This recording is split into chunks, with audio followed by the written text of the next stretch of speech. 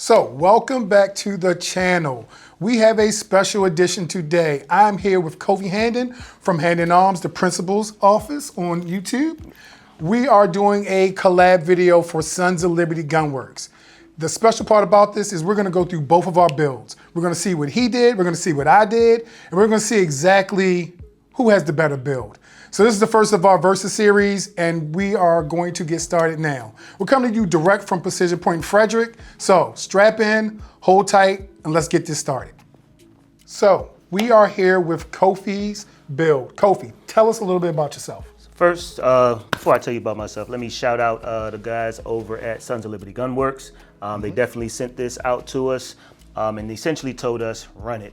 They said, don't clean it, run it in a variety of ways. Students, experts, marksmanships, everybody, just let everybody run this gun. My name is Kofi Handon, Hand in Arms LLC in the Principal's Office 2A. We have a training academy in Maryland, essentially built to build capacity in the civilian world and get training into folks, right? So that they can do what they do and feel comfortable around firearms. Our build, real simple, we just got it the way that they gave us. The 13.7 M4 L89 we decided to put a basic primary arms optic on there because we didn't want everybody to say, oh, you got the EOTech, you got this, you got that. We wanted them to focus solely on the rifle. We didn't want to add too much weight also with the optic, which why we went with something very, very light. Okay. We have the Arasaka-like, and I say Arasaka-like because it's a different company that we saw at GunCon, but it's an Arasaka-like handguard. And then of course we have the HUXWORKS can because everybody knows shooting suppressed is much better than shooting unsuppressed. Civilized even. Civilized, right? Even. So the biggest thing that we liked about this was the color. We have all FDE, black, and all of that stuff. And when they showed us this titanium blue, we said, send it to us. We got it and just immediately fell in love with it. And the way that they did this Cerakote is just amazing. It's extremely smooth. But the rifle itself is amazing, right? So that's what we did, something real simple. Didn't put a whole lot of bells and whistles on it because the rifle itself is bells and whistles. Yeah. Yep. So you went with a minimalist build, something light, mobile, easy to use, yep. Got a suppressor on there. So right. you went for a running gun, yes, I would say. Because we're putting these in the hands of beginners, yeah. Right? People that don't shoot rifles or haven't shot rifles or don't shoot rifle enough. So they're looking at what are those options out there that are quality rifles, so it's like a one and done purchase as opposed to buying something and you outrun that build within the first 3 months of having the gun. No, I definitely get it. I definitely get it. That is a great option for a build. I, of course, did not do that, but I can see the benefits of this. I have run your rifle, and I will say it is light. It's very, I would say nimble. Nimble. Nimble is the best way to describe this. So this kind of highlights the versatility of a build like this because you can go nimble or you can go a little extreme. So I like it though, and that blue is, I'm a little jealous. Yeah. I should have probably got a blue one, but that's actually a pretty rifle though. And the Cerakotes held up really, really well, so they did a great job with that. Yeah. Great build. Like I said, it's just clean. Yeah, and you said you see how it's held up. We've run this in snow. We've run this in the rain. We've run this in the dirt. Like they told us. They said run it dirty. We haven't cleaned it. I think we're at about, I want to say 2,000 to 2,500 rounds through this. Respectable. And no issues at all with a lot of different types of ammunition as well. So it's definitely holding up. Nice. All right. I like it. All right. You want to see mine? It's basic. You know, right? I know you put something else on top because you had a basic FDE color. The slander is real. Just understand that. FDE never goes out of style. It doesn't. All right, so you ran with a basic, stripped down, nimble build. I did something a little different. Want to see mine? I know you do. I really want you to see mine. Come on. Before we see yours, let's talk about this trigger that they put in here. The fighting trigger. So I have a question then. This or a Gasly trigger? Ooh, that's tough. This trigger surprised me the most because I run Geisley and everything else. I know this. This trigger surprised me the most because it wasn't a Geisley and it operated much like my other triggers. But this felt a little crisper I was about to than say. that Geisley, to be perfectly honest. And this is Sons of Liberty's design. This Yep. is all Sons of Liberty except the B5 furniture. Yeah. And I had the same kind of experience. That's why I asked the question, because Yeah. we love our Geisley. Yep. And I'm sorry, Bill. the team in still- San it's still Antonio a great trigger, might got something a but- little for you, right? Yeah. But no, I wanted to ask your opinion because I know your taste and I know mine's, and I was pleasantly Yeah, surprised. this thing is crisp, All right. for sure. Nice. Yep. Any other features stood out? This just honestly the shootability of the rifle itself, the low recoil in it, like the gun absorbs a lot of recoil and you can stay on target very, very easily. And I've had kids shoot this rifle as well. Yeah. You're talking about age 7 to older folks. I think the oldest was maybe about 60. But no one had issues managing the weight of the rifle also through that firing cycle. Everybody was good. So you got the kids all the way to Pop. Oh, absolutely. All right, Absolutely. I hear that. I like it. It's a family rifle. Family rifle. I got it. Nice. Let's bring that bland FDE in here. Okay, real quick. well, let's go ahead and bring mine in. So, Nope. fancy. in Lewis form. Fancy. But go ahead. so I went a little different than you. Money. Mine's a setup pretty similar to yours. I have a basic red dot. Actually, mine's a setup a little multi-purpose. So I shoot a lot of 2-gun, a lot of 3-gun. So at varying distances, I needed something that would give me a little bit of magnification. Gotcha. So I went with an EOTech with a 2-dot system and an EOTech 5-power magnifier, just in case I got to reach out and touch something. Right. I would say it was on a Unity riser, but we know Amazon tells you that's not from Unity. Sorry, guys. People poor. We ain't got money for that. I went with the actual Arasaka hand stop. On the other side, I have some squid grips from Troy, Huxworks in the front. Okay. I went with FDE because FDE goes with everything.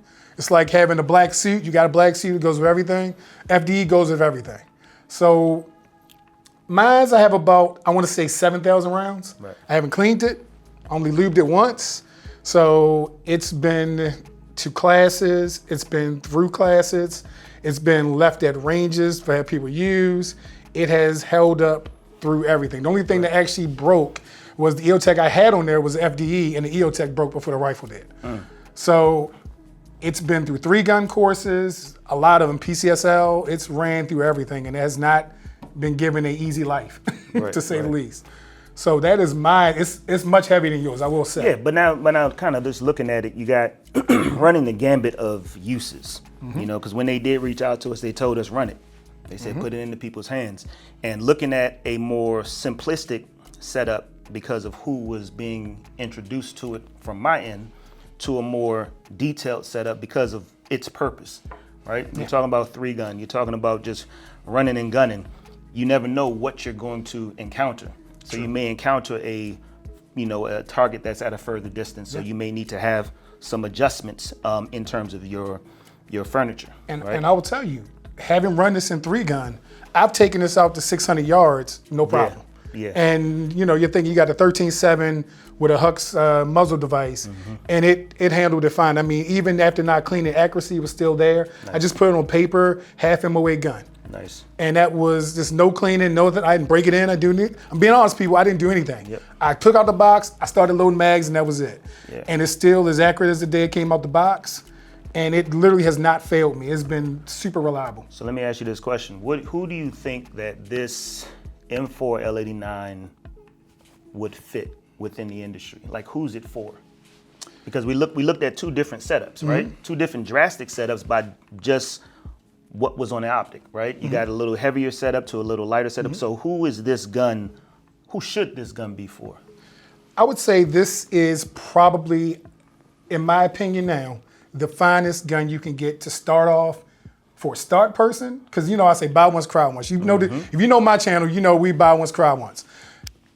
If you want something you're going to grow into and you're not going to outgrow, go to Sons of Liberty.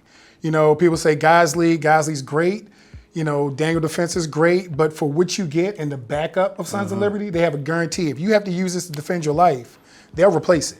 Yep. Mike and the team have been staunch supporters of people in the Second Amendment community, and that's important.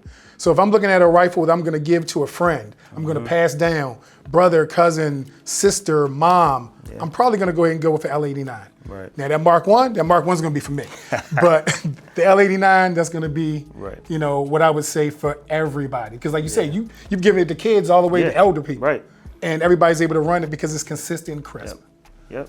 So. And that's why I asked that question, simply because folks like to build, right? And my other rifle that I was in love with before I actually shot at Sons of Liberty,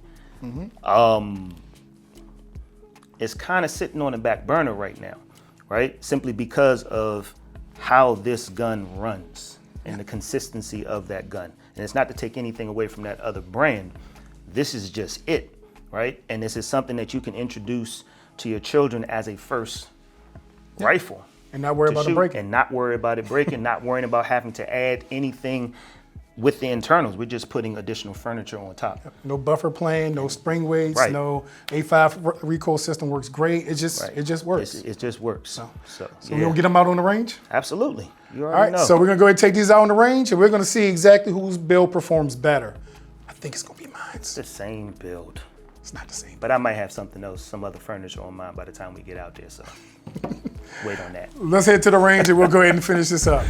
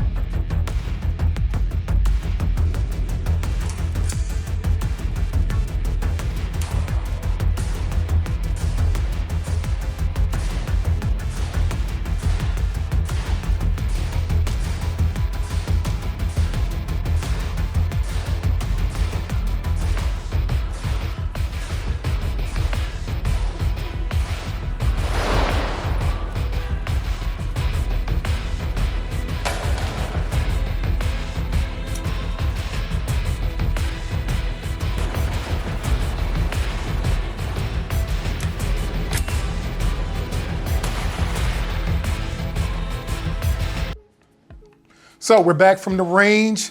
Fun times were had. Indeed. What did we learn? Sons of Liberty they make a hell of a product. They make a hell of a product, man.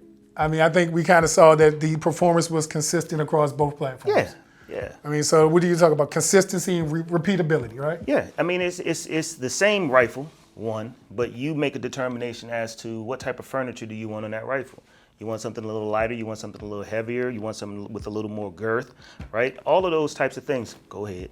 But just, you got to decide what you're going to set the rifle up for, right? Yeah. Purpose-driven builds. Yes, purpose-driven and performance all the way through. 100%. So I think if it's Sons of Liberty is like one of those things, and we say buy once, cry once when we talk about stuff. But if you look at what you get for the value versus going out and building something else. Like I know a lot of guys that want to go ahead and make, I'm making a block 2, I'm making a block 3. I want to have something I can take to the block. That's what I want. Right. And I know when I got a Sons of Liberty, I know it's going to be exactly what I think it's going to be every time. It's going to be performance. It's going to be performance on demand. It's going to be repeatability. And, you know, it can get a little fancy. So you got the titanium blue. If you go to their website, they have a bunch of Cerakotes and camos. Right. You know, there's a lot of different options. But I think the bottom line is you get that performance that just is consistent. And that's the best thing about it. You don't just get a solid gun. You get a solid company behind the gun. Right? And that support. Right? Because all things will have a failure point. But knowing that it's not going to be that quick, and you've got a company backing you to help support you with it as well. So there you go. So that is our Sons of Liberty breakdown. Again, this will be posted on both of our channels, and you'll get to see footage from both of us. You'll also get to see some individual shooting footage from both of us on each channel. So good times. Yes, indeed. First versus video down, huh? First versus video down. I feel like it's 1-0 me. I'll give it to you. I'll give it to you. glad. You said respect your elders. You know what? So you can have it. You better respect this build drill time, son. I know what you're talking about. So till next time, this is Fullmetal Sensei from Honey Bear Tactical. Kofi Handing, the principal from the principal's office 2A. Remember, like, share, subscribe, do all that algorithm stuff so we can continue to eat because, you know, ammo is expensive. Yep. Train often, train every day, and we'll see you next time.